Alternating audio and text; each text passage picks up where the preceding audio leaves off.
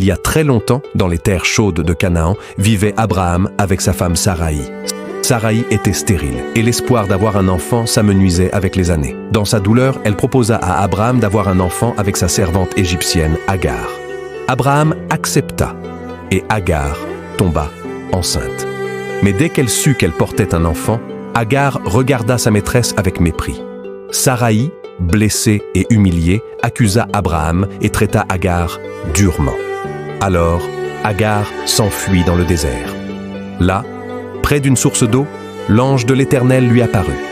Il lui demanda d'où elle venait et où elle allait. Agar répondit qu'elle fuyait Saraï. L'ange lui dit de retourner vers sa maîtresse et de se soumettre à elle. Il lui annonça qu'elle aurait un fils nommé Ismaël et que sa descendance serait nombreuse. Agar fut touchée que Dieu l'ait vue. Elle appela cet endroit « le Dieu qui me voit ». Agar retourna chez Abraham et donna naissance à Ismaël. Les années passèrent. Saraï finit par enfanter Isaac comme Dieu l'avait promis. Lors d'un grand festin pour célébrer le sevrage d'Isaac, Sarah aperçut Ismaël en train de jouer et rit, ce qui réveilla en elle de la jalousie. Elle demanda à Abraham de chasser Agar et son fils, disant qu'Ismaël ne devait pas hériter avec Isaac. Cette demande attrista profondément Abraham, mais Dieu lui dit d'écouter Saraï, car Isaac serait l'héritier promis. Le lendemain matin, Abraham donna à Agar du pain et une outre d'eau, puis il la renvoya avec Ismaël dans le désert de Beer-Shéba. Quand l'eau fut épuisée, Agar déposa l'enfant sous un buisson et s'éloigna, incapable de le voir mourir. Elle pleura.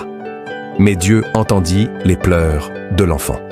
Un ange appela Agar et la rassura. Il lui montra un puits d'eau tout proche. Agar remplit l'outre et donna à boire à Ismaël. Dieu était avec lui et il grandit dans le désert. Il devint un habile archer vivant dans le désert de Paran.